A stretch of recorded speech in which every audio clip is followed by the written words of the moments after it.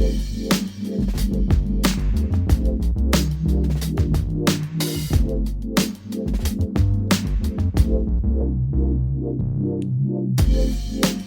back to the Metro on 1019 WDET FM. I'm Tia Graham. In 2005, the Logo Network launched a show that would break barriers for television.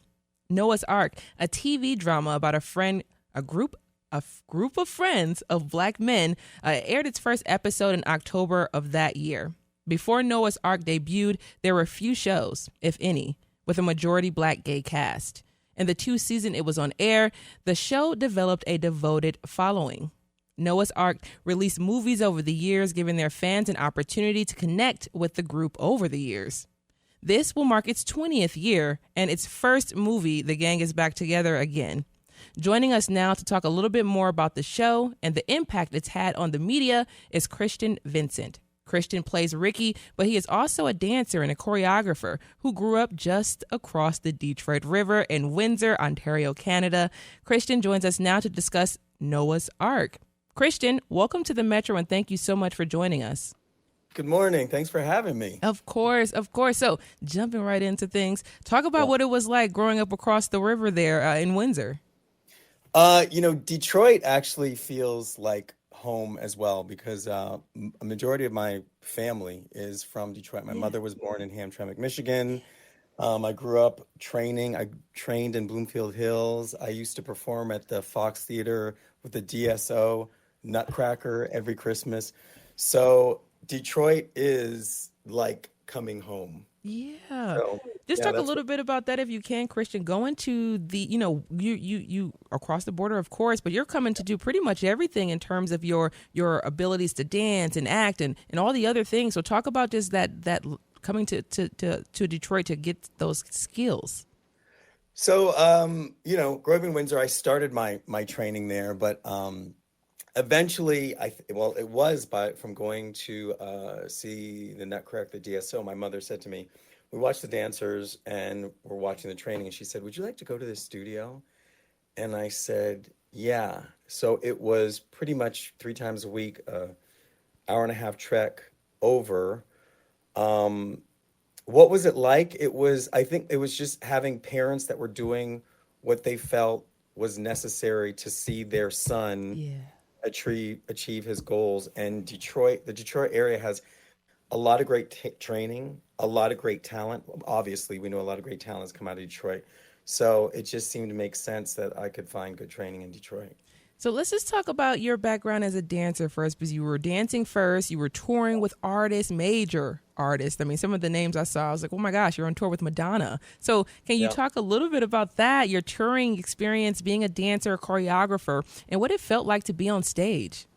I think, when you ask me this question, it just reminds me of growing up as a little kid watching TV and, watching the music videos of Prince and Madonna and Michael Jackson. And, my goal was to work with those individuals. So I eventually did work for Prince and Madonna and Britney Spears and Ricky Martin and danced with Stevie Wonder and, Gloria Estefan, a lot of different artists. And it was a dreams coming true. But it's like, I think I had that tenacity and that drive that I knew that I was going to achieve those goals. And also on most of those tours, like I remember coming back to Detroit with Madonna and performing. And that was like cathartic because my family could come and enjoy and see. I think when I came back with Prince, I was dancing he had a company at the time. And we came back to Detroit. That was my first big dance job. And I came back home. We came to Detroit and performed, and like all my family in the Detroit area, Windsor, came to see us.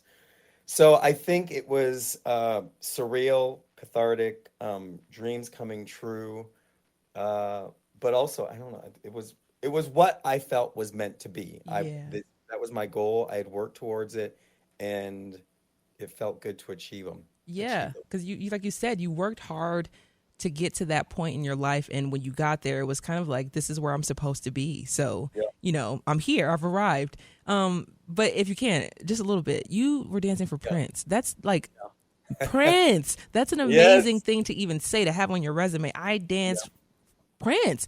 So Yeah. when you talk about that and you talk about dancing for Prince in front of a Detroit crowd, you get to see your family out there, or they get to see you, videotape you possibly even, and just have that whole coming home moment in Detroit. Yeah. Once again, go into that feeling of having that. I mean, Prince, I'm not sure how long after he passed away after that performance, but it had to have been, right before then. No, it wasn't. Oh, no. No, this was a while back. I would say like, we were I was like 20 nothing. So a lot of those things you kind of in retrospect you take for granted because Yeah. we were at Paisley Park. We would roll into Paisley Park every day. We'd be there all day rehearsing in the studio, and that was basically like his home. So we got to see like you saw like he had this. We were in his recording studio. He took us in the recording studio to record Raspberry Beret.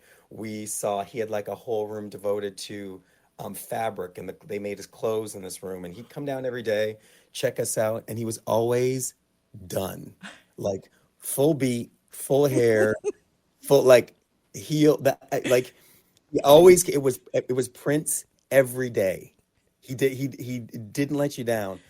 So coming back, like like I'm empathetic, so I'm kind of a crybaby. So I remember like doing, dancing all his music, Yeah. having a bunch of my family members in the audience. And I remember coming out into the audience and they're all waiting for me and they're all clapping. And then I'm like, I always, I broke. And, I remember hugging my mother because it was the time that my mother and my brother and my father like took me it was like, they drive like an hour and a half sometimes to get from Windsor to Bloomfield Hills, like 3 times Yeah.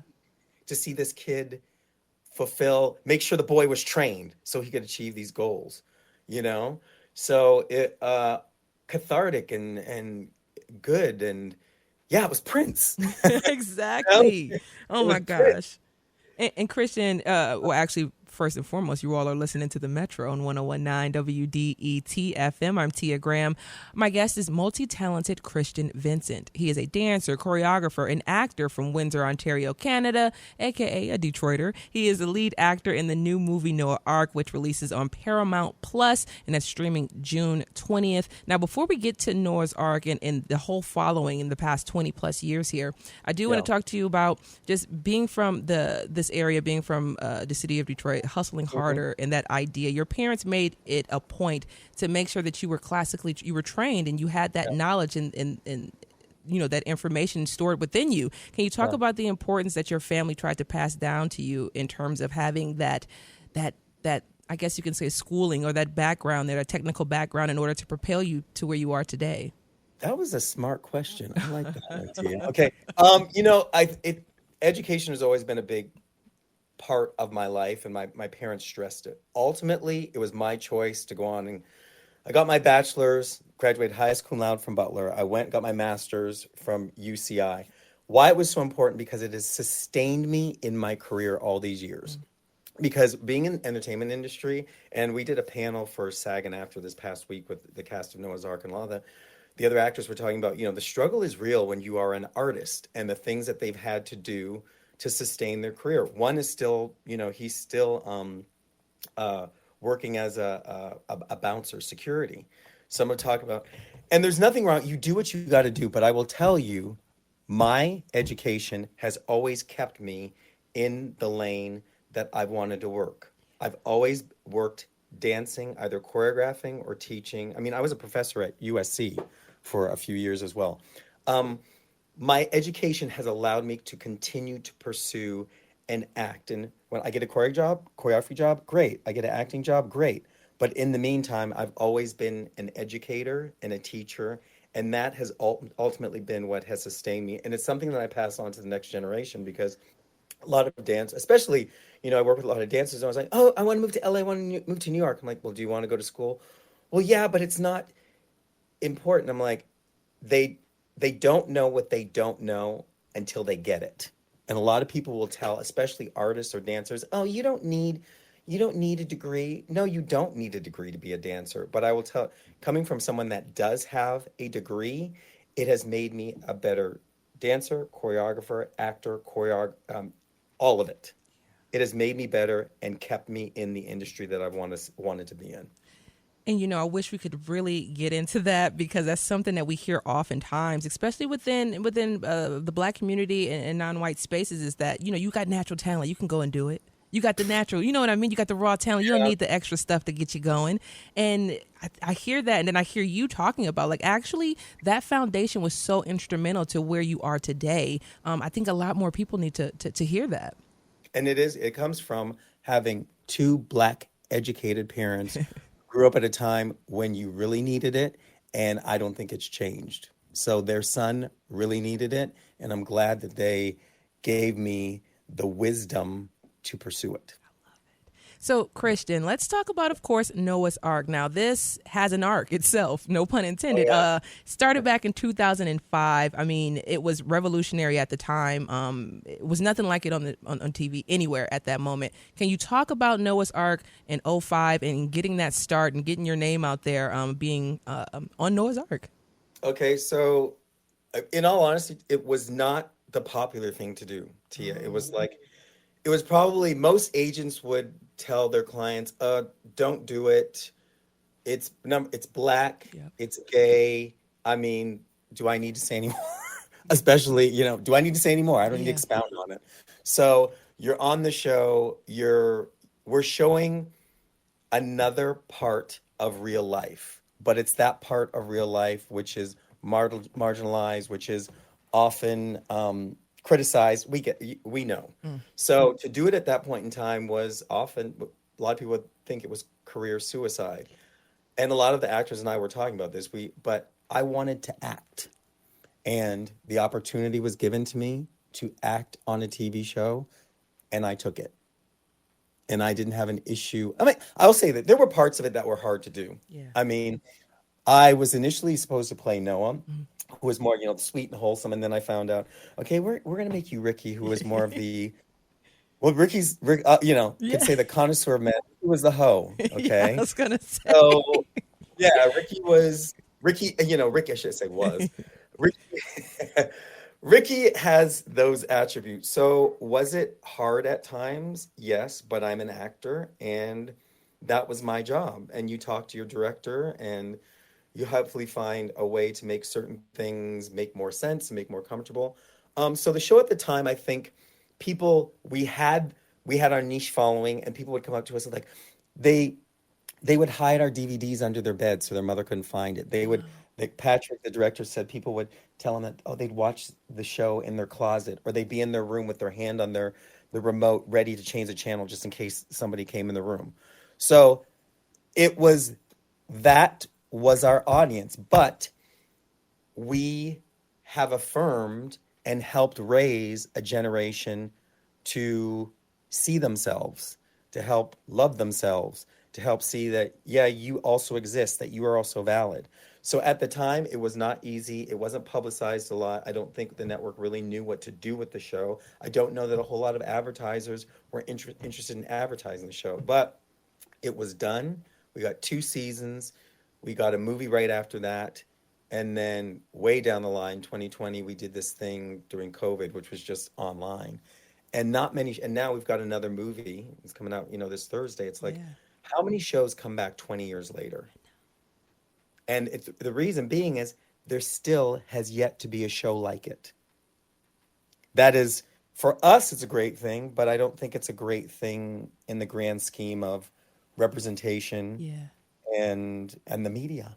That was going to So, be my thing as well, Christian. I was going to say, yes, we see more representation in the media for LGBTQ plus rights, but still, Black gay men don't have as many spaces on television or in movies as we would think to see, especially 20 years after Noah's Ark debuted. So, can we talk about the need for it today? Like it was needed in 2005 for a different reason. Can we talk about the need for Noah's Ark today?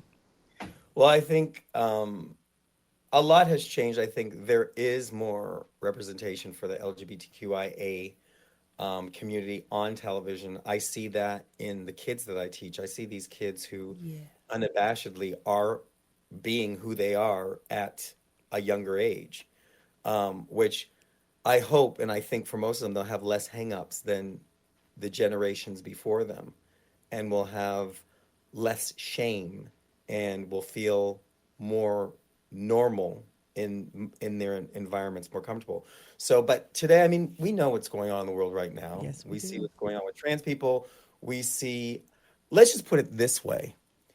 We see what's going on with Black people today in our country and how things are being stripped from websites and how, so if that's just happening to Black people, we know where Black, and then you put another, you know, Intersection, a yeah. intersection in that, we know where that is on the totem pole. It's no better. It's actually worse. So we, I think as a community, I know we all have different beliefs, but it would be great if as a community, we truly did support one another. Yeah. We truly supported one another. And that's what I'm learning now. Like, I never thought about being, I never thought what this show did for people when you were doing it. But now when you come in contact with people and you hear the excitement over it, I realize it is truly making a difference. It's Ye- truly making a difference in society. And it's allowed some people to, some of the other characters on the show have said that people come up to them and said that I'm still alive because of your show. I have a relationship with my mother and father because of your show. And Christian, before we let you go, because we got about 30 seconds or so, we did a lot of talking here. I love that. But Christian, before I let you go, Noah's Ark, the movie, which releases this Thursday on Paramount Plus, excuse me. Can you just give us a little bit about it? A little bit, not too much, so people can actually go watch it. Yeah, I can say that well, everybody is back. So all the original cast is back. We have new cast as well, I think for the younger generation as will represent them as well. I think the key of the main theme of this movie is friendship, and also it's daddy issues, because it's stated online that Wade and Noah are having children. Yep. So a lot of it revolves around that. Now my part of the storyline is kind of a little secret at the moment, but it still deals with our friendship, how we've evolved, how maybe we haven't evolved, and our friends about to embark on having their children. And once again, like you said, this representation is needed, it's wanted, and clearly it is something that is so important to so many people and has remained important. That is Noah's Ark. Christian Vincent is an actor, dancer, and choreographer from Windsor, Ontario, Canada, aka also a Detroiter. He starts in the movie Noah's Ark, which will be available for streaming on Paramount Plus June 20th. Christian, thank you so much for joining us on the Metro. I appreciate being there, and I will be in the Detroit area teaching every so often as well. So I hope to see some of you all. I hope you stop by. Yes, please let us know. All right. Nice talking to you.